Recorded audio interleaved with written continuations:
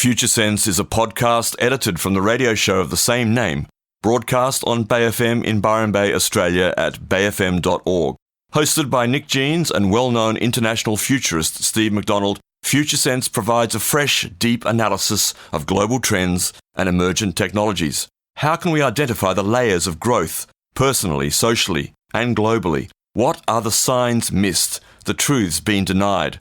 Science, history, politics, psychology, ancient civilizations, alien contact, the new psychedelic revolution, cryptocurrency and other disruptive and distributed technologies, and much more. This is Future Sense.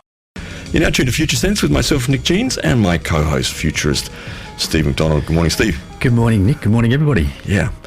Last show for 2019. It's been a great pleasure to offer our show to you during this year and the previous year. I don't even remember exactly when we started, but it goes back a way. Did we ever start? I'm not sure. I think we may never finish. Doing it forever. It seems that way anyway. We're going to have a bit of a review of the year first up this morning. It's being the sort of last show of the year, and of course we're in the holiday season and just pre-New Year's Eve. We're pretty casual today, so we'd certainly love your feedback on the text line 0437341119 also. That's correct. We're usually extremely formal, aren't we? So Nick. No, we're not. I'm so not formal. I look quite formal. I can see that. People probably think I'm quite formal and serious. But yeah. I met somebody who thought that once. Actually, I mean, it is the silly season. You've got to give us credit for that. Absolutely. We're in between Christmas and New Year here. Indeed. On planet Earth. Just want to from somewhere else. Some people are somewhere else now. I just want to give mention to the great Ram Dass, who passed away just last week. Richard Alpert, as you said, Dickie Alpert. That's right. I'm sure he's up there with Timothy Leary. Yeah, somewhere looking down on us right now. They've rejoined their 1960s experimentation in the Harvard University in the heavens. That's right. Now they're both high in heaven. I love a simple quote of Ram Dass. There's many, of course. He said, "The spiritual trip in this moment is not necessarily a cave in the Himalayas, but it's in relation to the technology that's existing. It's in relation to where we're at. It's in relation to issues like pollution, political interest, and activism.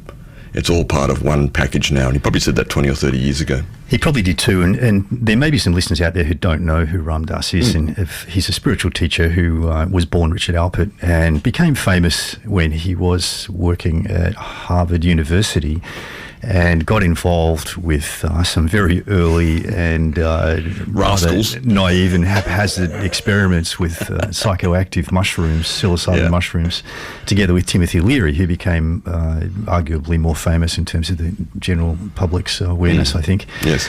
And Timothy went on to get jailed eventually for his activities with psychoactive mushrooms, and Ram Dass went in the opposite direction and became a guru. Yeah, he went to India and found his guru Neem Karoli Baba, who's a guru of quite a lot of particularly American chant artists, actually, but he took on the name Ram Dass and came back to the US and wrote, of course, the famous book Be Here Now, which I think has sold about 2 million copies. And was profoundly influential in the 1960s, in that first wave of that particular change, which we talk about quite often. Indeed, a beautiful, beautiful man who really was quite graceful in his latter years as he approached transition. He was. I actually met him in New York in about 2002, 2003 at a conference in New York City. He was in his wheelchair. He had a stroke at that point, and he'd written the book called Fierce Grace after his stroke because, suddenly he was struck down and he couldn't speak for quite a long time. He regained his speech fairly well over time, but he couldn't speak, and he wrote the book Fierce Grace because that's what it was. Yeah. To have such a strong physical thing happen in a, so to speak, spiritualized being in this lifetime meant that he had to face that element of grace, fierce grace. Incredible. Absolutely, yeah. And I think, he was relatively grounded in his teachings, wasn't he? He was very down-to-earth about... Very down-to-earth, yeah. His attitudes, I had a lovely little chat with him. I'm still trying to find it, because I interviewed him, and I think I played it on radio back then at some point when I came back. But I have to find it's on a cassette, one of those things. I mentioned this before. Yeah. He also said, actually, because we talk, of course, a lot about uncertainty. The last little tiny quote here, he said, "How do we know who we are? We might be one breath away from enlightenment or death, or who knows? The uncertainty is great. It keeps it wide open." And that's a good motto for this show too. Yeah, we're always talking about that, just remaining curious. Remaining curious. Never thinking you know it all. But also not letting go of the rigorous approach to information, as well as the intuitive and creative response as well, both of which we like very much. Yeah, we'll talk a little bit more about that rigorous approach. Yeah. Later on the show. You're tuned to Future Sense with Nick Jeans and Steve McDonald. Engage, emerge, activate, and spiral up. And also thanks to Dudley for writing and saying Richard Alpert and Timothy Leary may have researched psilocybin, but were mostly known for their research with LSD. Yeah, that's also true.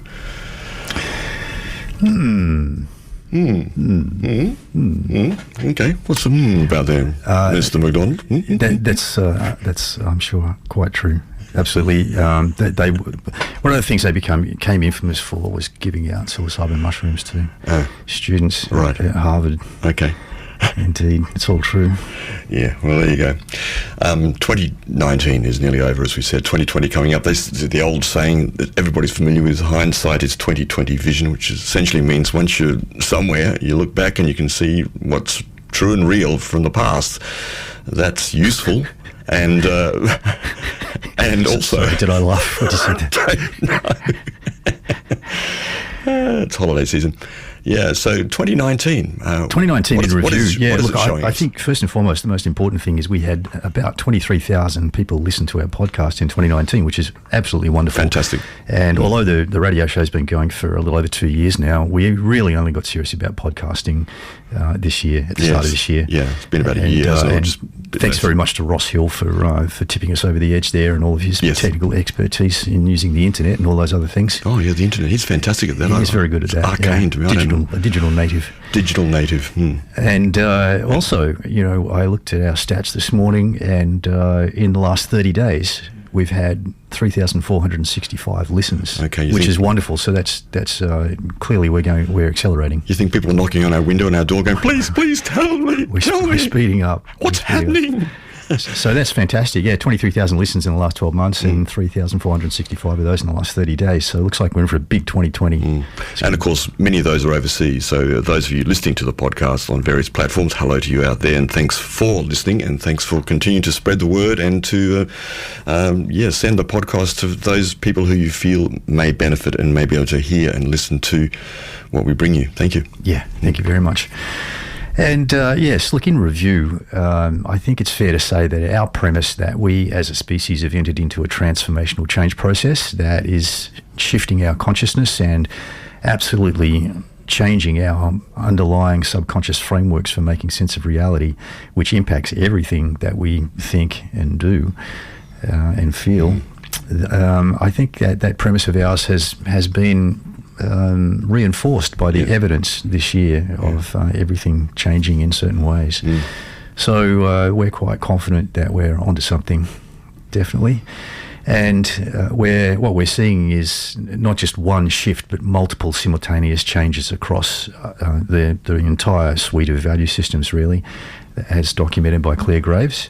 And of course, the dominant paradigm globally is this shift from the scientific industrial way of being human, the scientific industrial era, to what's next. And that is still in formation. It's been called various names by various people. Graves called it the relativistic way of being human, because rather than having a stationary viewpoint as we did in the scientific industrial era and looking at many, many different options and investigating things using the scientific method and critical thinking, in this emerging era, we are capable of changing our viewpoint. And so we can take multiple new perspectives, or almost unlimited perspectives, really, on things, which has its advantages and disadvantages. Some people have called it the wisdom of the moccasins, because it reflects our capacity to put ourselves in other people's shoes and literally feel and have a very, very good understanding of the experience someone else is having from a different perspective. And that's a major movement, isn't that? A movement back towards compassion and empathy more so in a genuine way, genuinely felt way, as you said, the wisdom of the moccasins.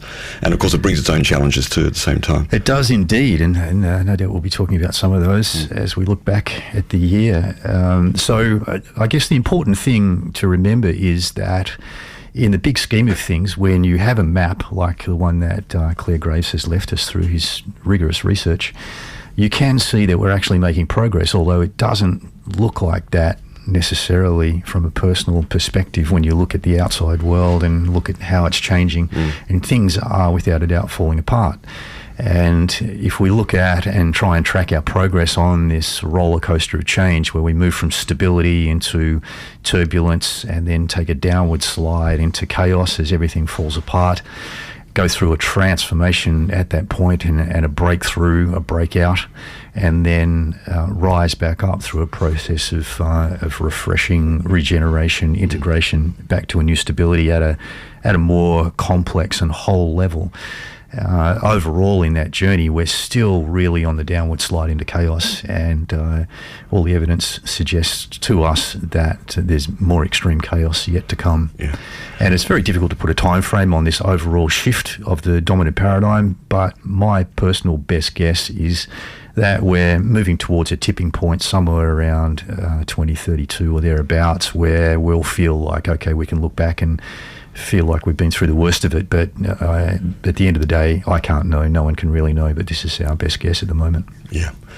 Yes, and for you out there listening, of course, how are you experiencing that too? I think that's really important, because it's not as if everybody's experiencing the same thing at the same time, nor in the same way, which is very important too. Yeah, that is very important, and we talk about this conga line analogy of humanity bopping its way along, and for the young listeners, the conga is a dance you can look at on the internet where everybody lines up and bops to the music, and some people are up the front of the line, and some people are in the middle, and some people are down the back of the line, and consequently people are moving through this point of transformation at different times.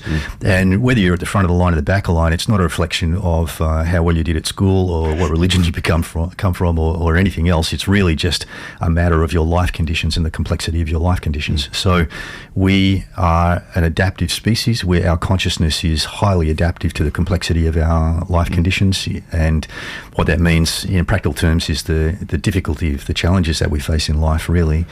And the more complex the challenges are, then the more complex we become as we adapt to meet those challenges and overcome them. I mean, just to flesh that part out again for those who haven't listened to this podcast that much, the notion of life conditions refers to current life conditions that someone might be in or society may be in that functions well, that solves most of the problems that are part of that cultural, social, political structure. But then as time goes on, life conditions change and do not satisfy the needs of the challenges that are coming forward in that time. So something has to change, and that pressure starts to build in an individual or in a society for a different approach.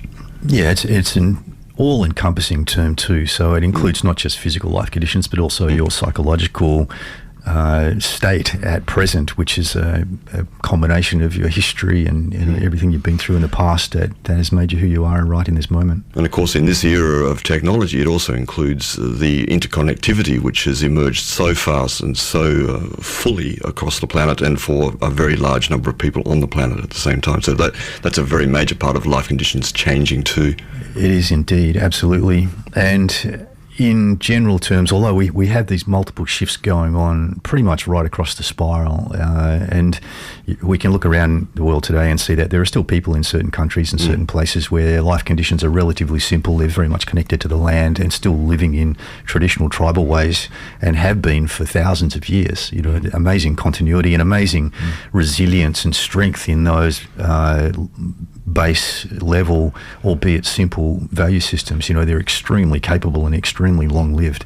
And still very valuable. That's the thing, isn't it? Absolutely, absolutely. And even though there's a spectrum of complexity from simple to more complex, each value system is perfectly adapted to live in a certain set of life conditions. And if you took somebody out of a more complex set of life conditions, like, for example, a city dweller who might be living in the scientific industrial way or the relativistic way, and you put them into a set of life conditions that's suited to tribal living, then they may not last long, unless they have assistance.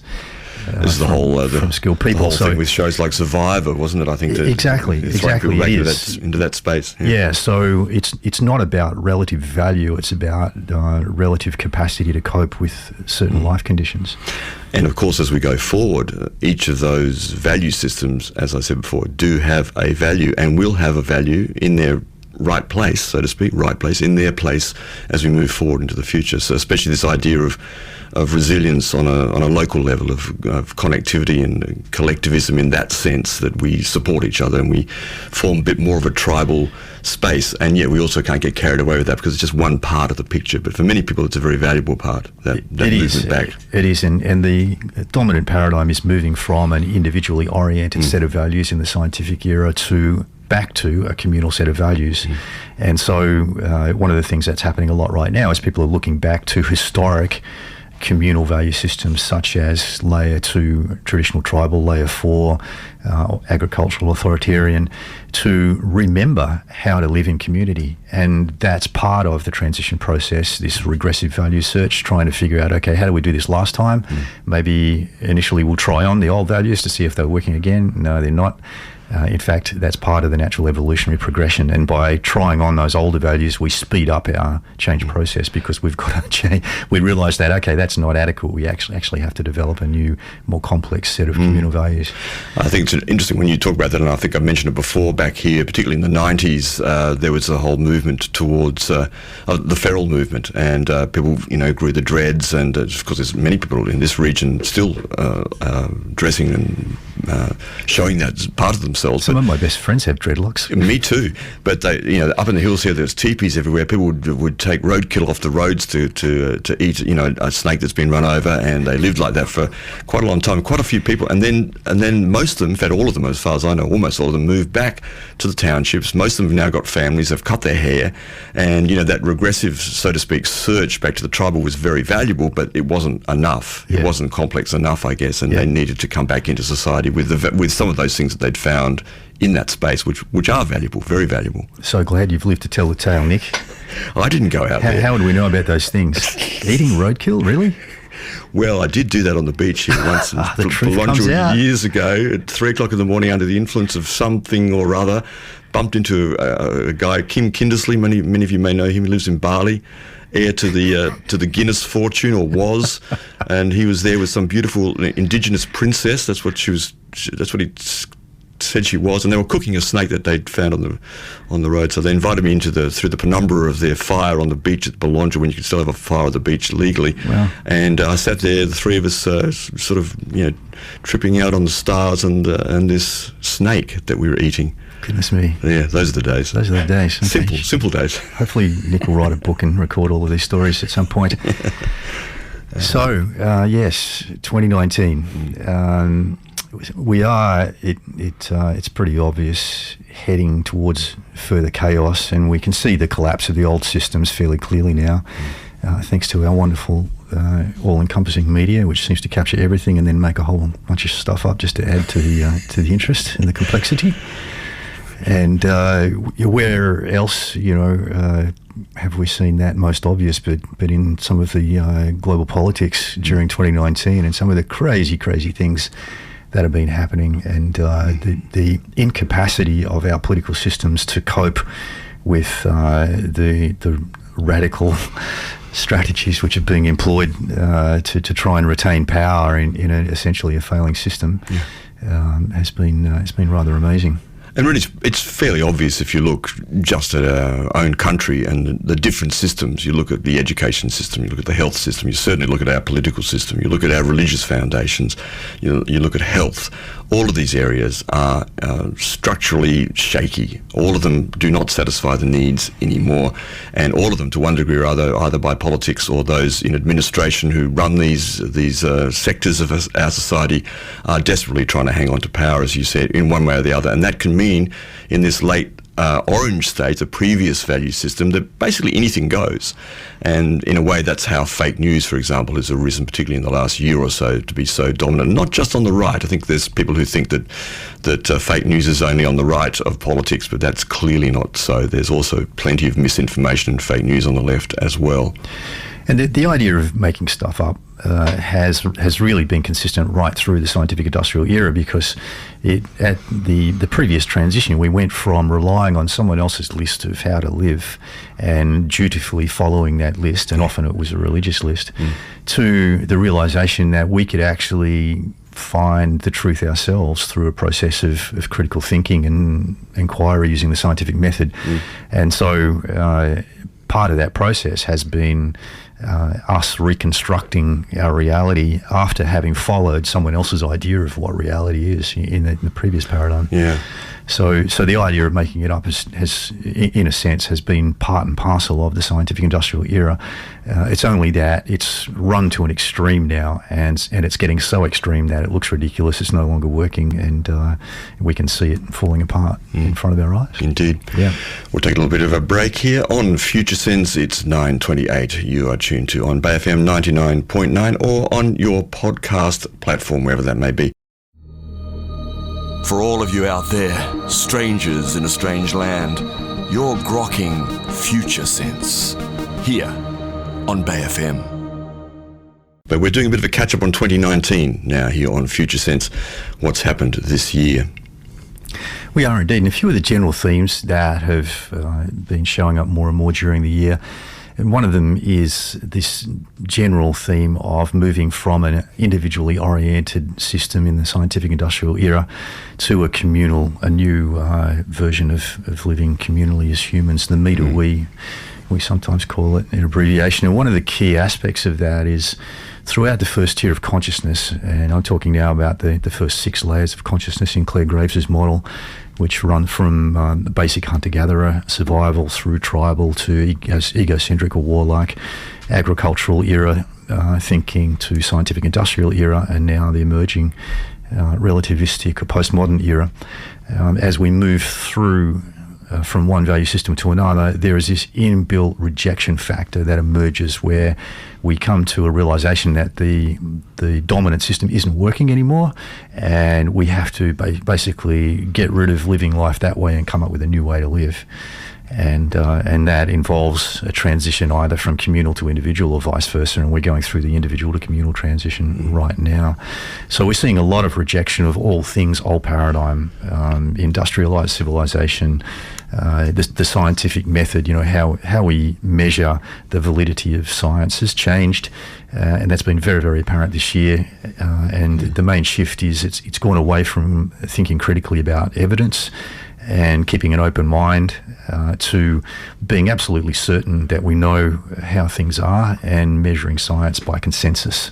So the more people that agree about a certain thing, then the more validity we give it. And that's been a major, major shift in the way that we think about the world around us and grow our understanding of the way things are. It's very much an aspect of relativistic thinking, isn't it? That notion of the collective, the consensus-driven truth, that if so many people think that this is the way it is, then it must be the way it is. But this, of course, is not actually completely logical at all. Well, you're right. It's not logical at all. It's a pre-rational mechanism, and it comes from its absolute root cause is the major driver of the relativistic value set is deep human connection. So whereas in the scientific industrial era, our major driver was individual success, how do we be the best that we can be and achieve the most that we can within the sort of confines of the scientific industrial society, to how can we be deeply connected, how can we be accepted, how can we conform to everything that our peers are conforming to. And this is what's shifted our way of measuring the validity of information.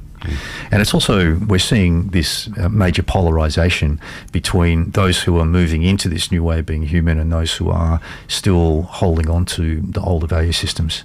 Yeah, and of course with that natural tendency as we move through the value systems to reject the former systems is itself coming into play now, isn't it? Because as we move forward through this period, and we've talked about this quite a lot, it's not about throwing the baby out with the bathwater. Every single value system and every person, society, collective that is situated primarily in one value system or another has a value within the structure of their own value system, and all of those systems need to be acknowledged for their value within those constraints, so to speak.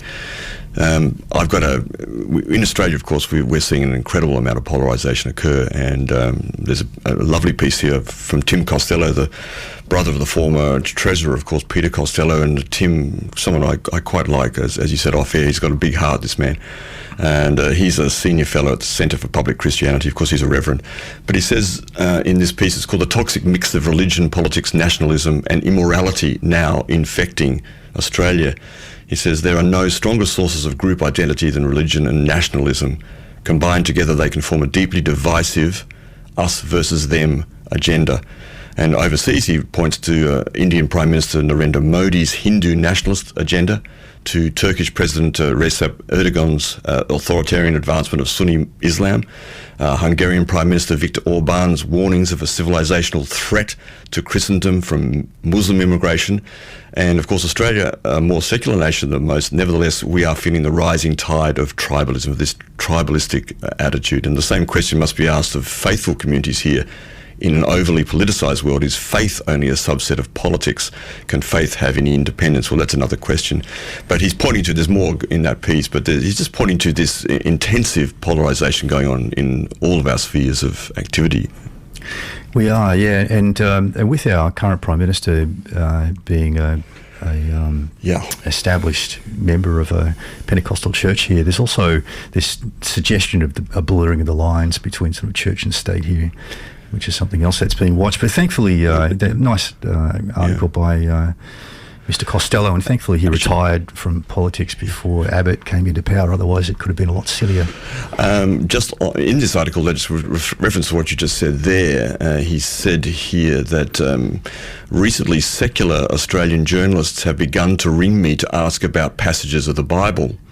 This has never happened to me before in public life. No doubt it is because our Prime Minister is proudly an evangelical Christian, which in effect means that he takes the Bible seriously.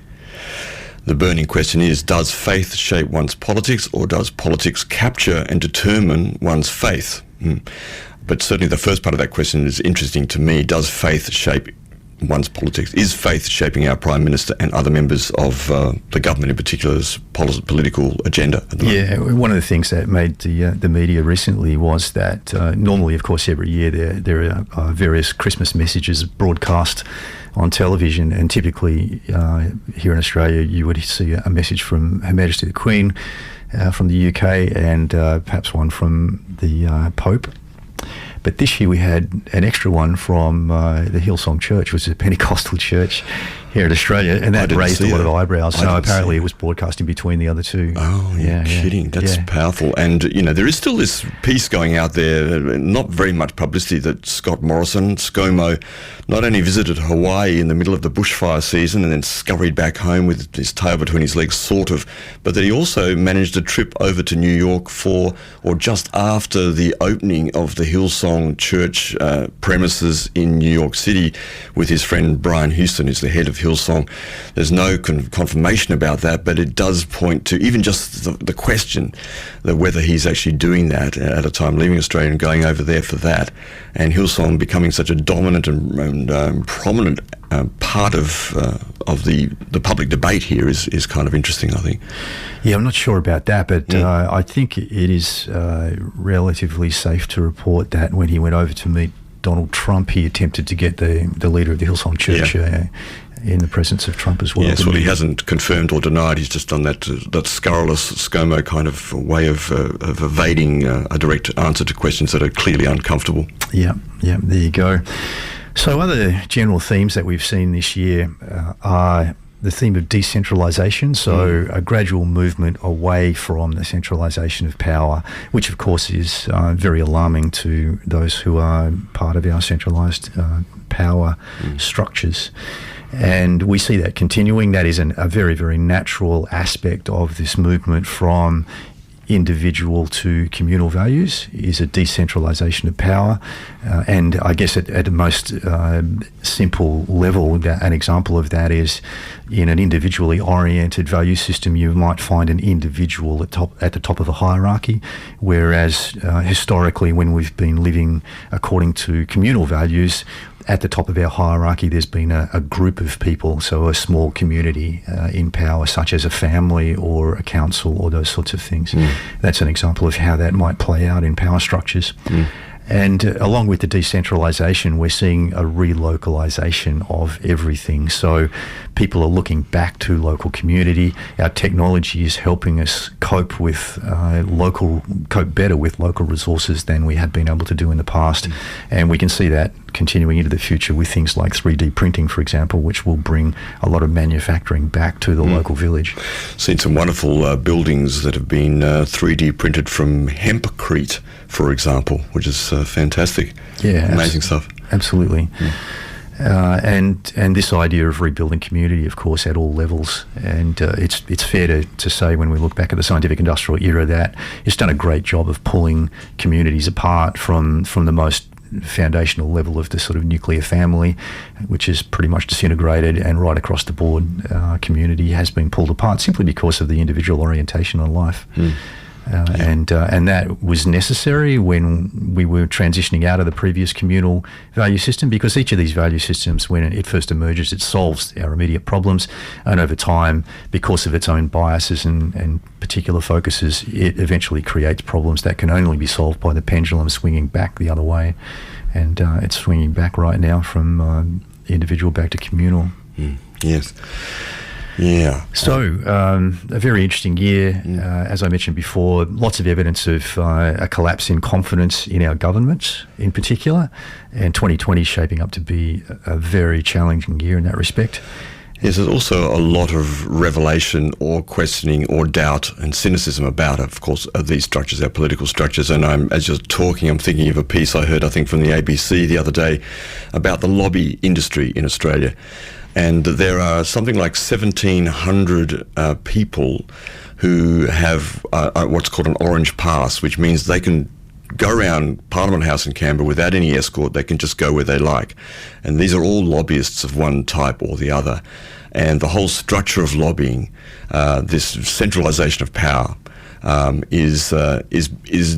is very embedded, but it's also been revealed, as we're talking about, just the fact that this sort of reporting is coming out and showing us that, that much power exists in these corporations, the banking industry, the mining industry, et cetera, all the obvious things, and that they actually do have that much power, both with money and just being actually to be in Parliament House and to be walking around freely and being able to talk to anybody.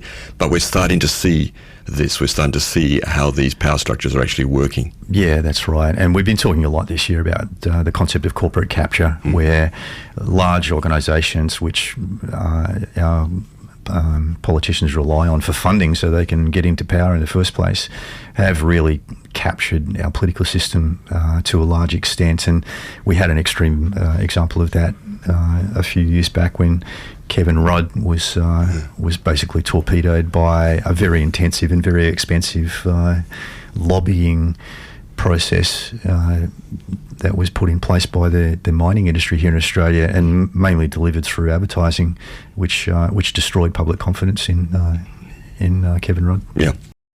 You're resonating right now on Future Sense with Steve McDonald and Nick Jeans. Tuned to BFM, tuned to Future Sense, here with Nick Jeans and Steve McDonald through till 11 o'clock this morning, or on podcast. Hello out there, how you doing? Thanks for joining us, and thanks for your notes on the text line 04 3734 1119. Just go to this one. Hey Nick and Steve, it's been a great year of listening to Future Sense. Thank you for sharing your wisdom and making these turbulent times a lot smoother. All the best for 2020. Much love from George Ciatis. Thanks George, down there in Melbourne. Yeah. And so just wrapping 2019 in review, a couple more things before we move on to our next topic. And the next topic, by the way, will be some things to watch for in 2020 and beyond. And of course, it's been a big year for the climate change debate and extreme weather. We've seen a lot of media coverage and a lot of people suffering from extreme weather of various types in the last year or so, and there seems to have been a definite media bias towards reporting warm weather and warm weather records to the detriment of reporting on cold weather records, and there have been a whole bunch of cold weather records during the year, and probably the biggest impact from my perspective has been the disruption of the agricultural industry in North America and Europe and Russia during the winter time. And we're just, of course, moving back into that again, and we're already seeing some fairly extreme cold weather and quite heavy snowfalls in Europe and North America this winter, which is only just starting, of course. And also a strong shift in the public debate about climate change towards this idea of consensus being the defining factor of the validity of evidence. As we mentioned before, this reflects this bias against the old paradigm way, which was based around critical thinking, which essentially was thinking for yourself. And that emerged out of the agricultural era, where everybody was thinking and acting according to some higher authority and some higher authority's idea of how life should be, and the ethical, moral standards to follow, and those sorts of things. And then as we moved into the scientific industrial era, we started thinking for ourselves and no longer just going according to the script handed down by higher authority. And of course the opposite is happening now, where we're rejecting the scientific industrial way and we're moving back to trying to find a higher authority that we can trust. And one of the characteristics of this emerging paradigm is the collapse of hierarchies. It's very, very strong on collapsing hierarchies, because it looks back to the scientific industrial era, where the hierarchies have been dominating and self-serving for those in charge of the hierarchies, and therefore the general and obvious reaction is, okay, we need to get rid of that. And so all hierarchies are being collapsed, and in the process we're also losing what we had in the agricultural era, which was this reference to a higher authority that we could trust, which was often a religious figure, like as in a god, a supernatural being who laid down the law and the commandments to be followed and those sorts of things. And in the absence of a hierarchy, this time around, we're having to refer to our peers. And it's very much about being in the present moment, being with your peers, being accepted by your peers, and maintaining that strong and deep human connection with your peers. So the connection is the number one factor there, whether you know that or not inside yourself, and will drive your relationship to and how you receive, I guess, and give information to each other, and how you believe each other, how you support and confer with each other in a way, so that some of the uncomfortable facts might be put to the side, because the connection is actually more important than perhaps facts that don't match the current belief system that you might be holding about something. Yeah, well, a lack of connection is much more uncomfortable than a fact. That's the change. That's the shift in human nature that's happening. And so, and this is not a aspect that applies just to this transformation and this shift that we're going through. It's always the case that there are pros and cons, and the same thing applied when we moved into the scientific industrial era. There were pros and cons of living life the scientific industrial way, and in hindsight those cons are very, very visible and in our face at the moment. And so I guess one of the cons of the current shift is that we're losing the capacity for critical thinking as individuals, to some extent at least anyway, and we're deferring instead to this beautiful feeling of strong connection with our fellow humans, which is a massive pro, because it's actually making the world a more peaceful and more harmonious place as we make that transition.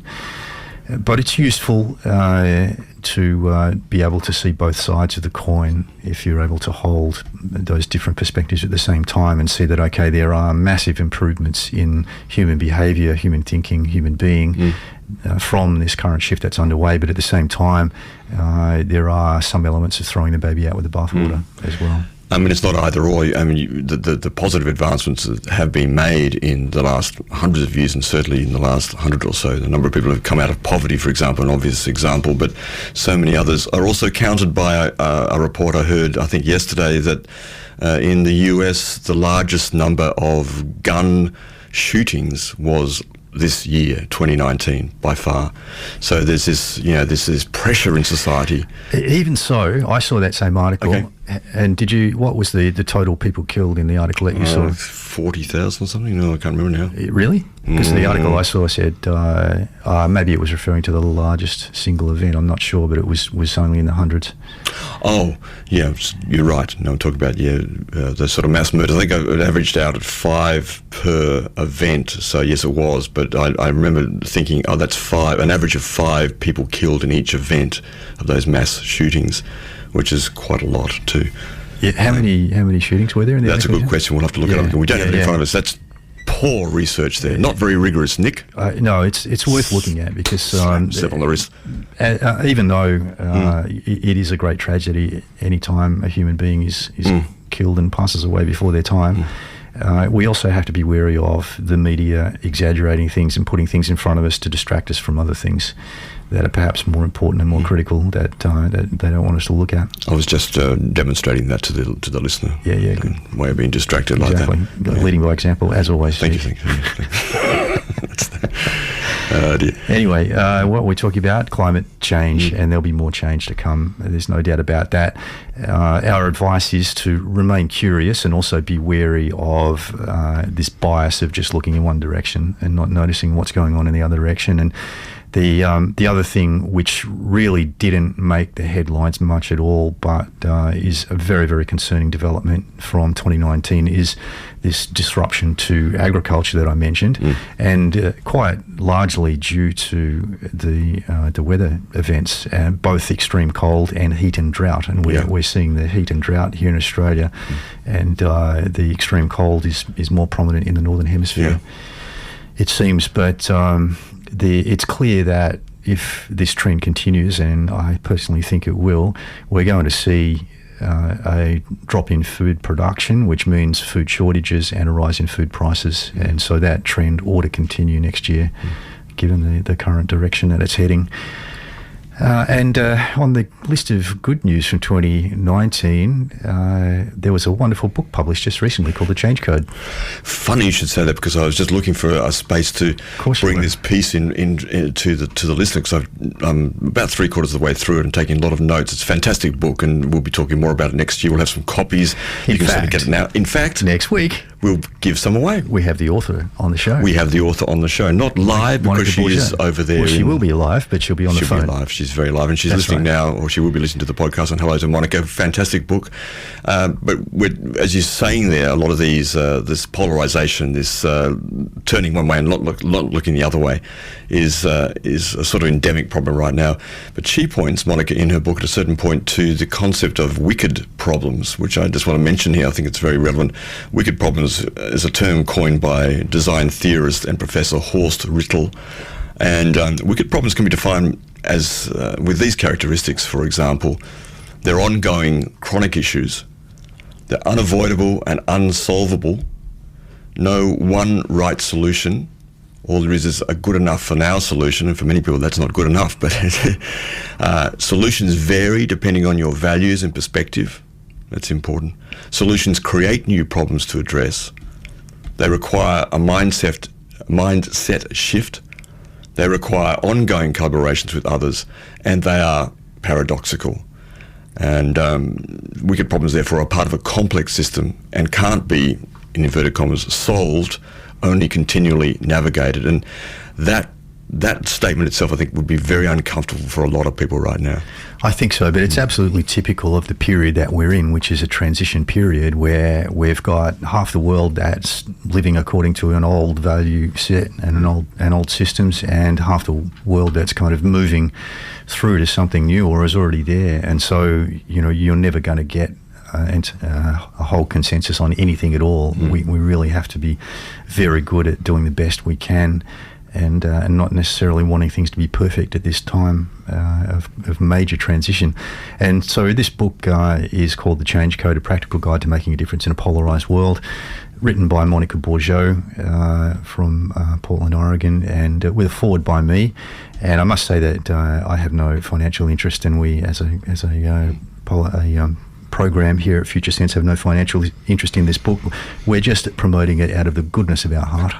Well, also because it's damn good. It's very well written. For us, in terms of Claire W. Graves' work, because Claire died in 1986, well before he published his significant and substantial work. And reading this book, I realised no wonder, so not no wonder that he died, but no wonder it wasn't published then, because I don't think a lot of people would have been able to hear actually what he's actually saying. But now it seems, reading this book, this representation of his work, I can hear in the text of this book a lot of people being able to hear it and listen and open up to these kind of ideas. And it's just a model. It's not like a belief system. It's a model which is profoundly useful. And this book, I predict, will get into a lot of people's hands who would not look at these sort of ideas in the past, perhaps, or not really understand them. Yeah, it's very accessible, and Monica's done a wonderful job of writing the book in a very clear and way that's very easy to read. And it is true that Claire Graves faced a lot of criticism from his peers back in his day when he did speak publicly to groups of psychologists in particular.